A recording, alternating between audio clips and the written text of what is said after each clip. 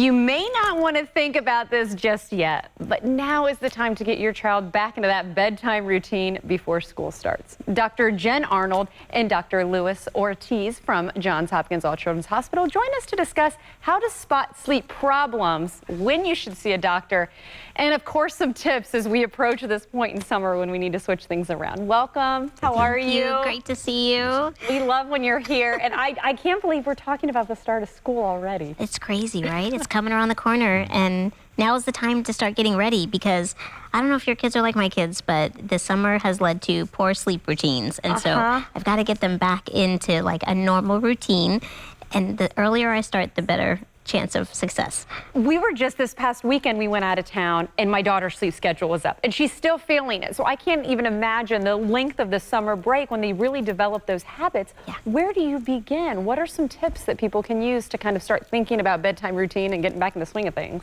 Well, I think, first thing is to sort of start early. And start small. For us, and I think for most kids, what works really well is having that routine. So warm bath, getting them ready for bed, brushing your teeth, and then easing them into having, book time, reading time, and then lights out. And I usually recommend sort of, moving up that bedtime closer to the goal over the course of the next, month, if you can, so in little increments. So, you may, if they're going to bed at 9 and the goal is 8, start at 8:45 and then 8:30, and then work your way up. The other thing that's really important, I think, that many parents may forget about is the impact of electronics. So screens, so trying to limit them at a minimum 30 minutes before bedtime. That will help them to get back into a more calming demeanor to go to sleep. It helps to, the lights can be distracting.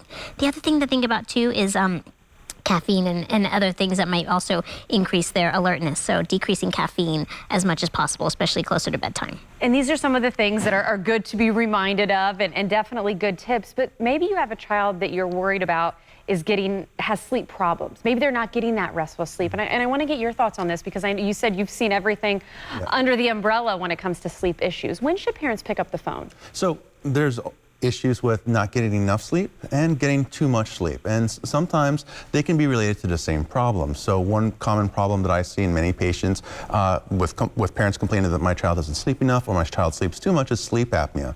So sleep apnea, while it's not the most common disorder in children, occurs about 2 to 5% of children. It's still common enough that if your child is snoring and having problems staying asleep or falling asleep or sleeps too much, you might want to consider that, especially if your child has other issues related to this, including hyperactivity, concentration difficulties during the day, or even other things that you may not think about, like increased headaches. Sleep apnea and disrupted sleep can have multiple connections with health, and so I have patients that may complain of something that may not seem directly related to sleep, but once we correct that sleep disorder, the problems get better, if not resolve. Well, and I know a lot of this happens at the sleep center that you do have, and I know that's also dear to you. This hits home for you, right? Yes, absolutely. Both Will and Zoe have achondroplasia, which is a type of skeletal dysplasia that puts them at risk for sleep apnea.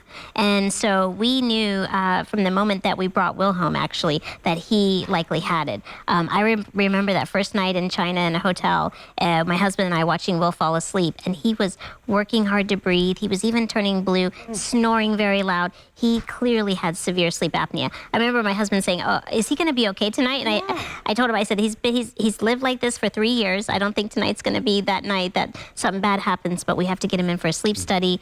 And now he wears CPAP to help him breathe at night, and he's like 95% compliant. He's just so good at it because he appreciates how much better he feels because he's sleeping better at night. And we were talking about too, when a child does get a diagnosis, sometimes they're able to age out of it. Sometimes it's not the case, but it's best just to call, right? Just to call, get things started. It may not be sleep apnea. It may be something a little bit more simpler, like maybe behavioral resistance to go to sleep, which is a very common and normal behavior that younger children do. Sometimes it's just education about why it's important to go to sleep, especially with teenagers. They, if they don't understand why it's important. They think that, you know, the freedom is more important than their health. And then once you put things in context and how their lives can get better when they sleep enough, they usually start to get on board. At least they start to try. Well, you know what? There's still so many things that I'm thinking of in my head. You both got to come back because I know there's more we can talk about. We are out of time now, but thank you so much. Oh, thank you. Thank you. And good luck getting those little ones to go to sleep, right? Thank you again.